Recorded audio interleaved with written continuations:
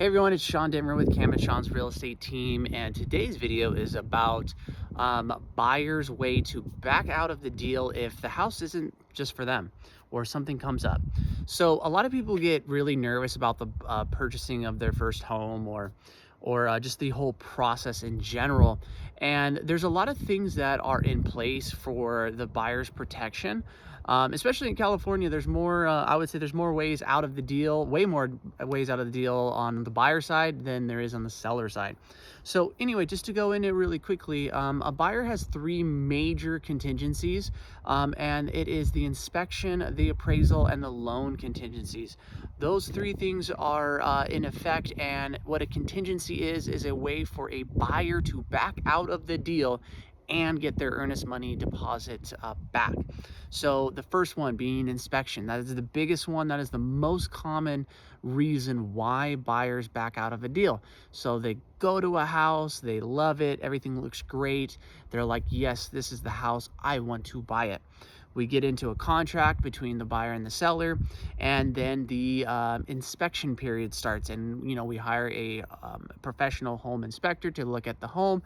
They say, oh, okay, by the way, the plumbing is on its last limb, the HVAC, it doesn't work, and the roof is torn up, and all of these things can happen. The buyer then can go and say, hey, you know what, Mr. or Mrs. Seller, I love your house, but it's falling apart, and I would like these to be fixed before I buy it, or a credit for this amount of work that needs to be done, or anything. You can negotiate anything in real estate, which is really cool.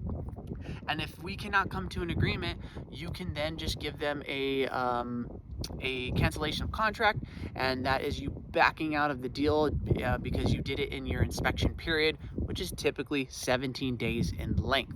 So you have 17 days to do all your inspections and investigations on the property, and you can back out. Next one is appraisal. So say, for instance, you have a contract with the buyer to buy this house for $500,000 and it only appraises for $450,000. You can then go to the seller and say, hey, I was willing to pay $500,000 for it. However, it's not worth that much, and the bank won't loan me enough money to buy it because it's only worth $450,000. Will you take that instead?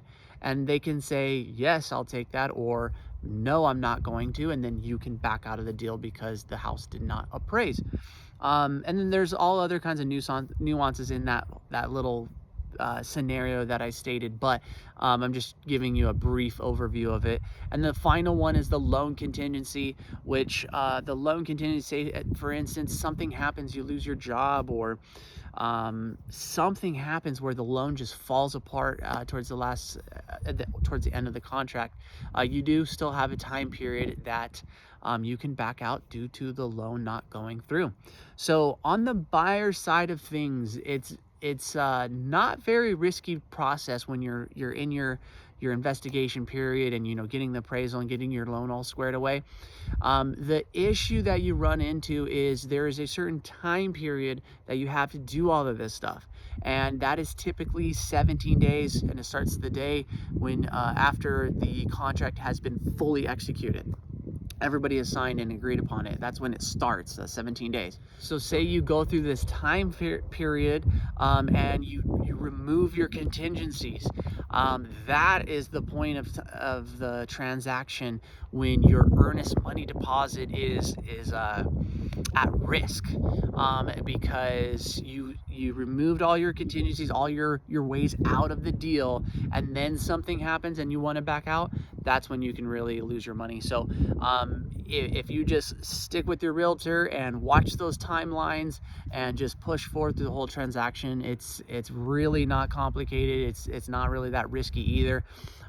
So I hope that overview of how escrow works, and when you're buying a house, if you're locked into that one no matter what, I hope that all understands and makes sense. If you have any question though, please feel free to reach out to me and either message me, text me, whatever, and I'll be glad to answer it. I hope everybody has an amazing day. Talk to you soon.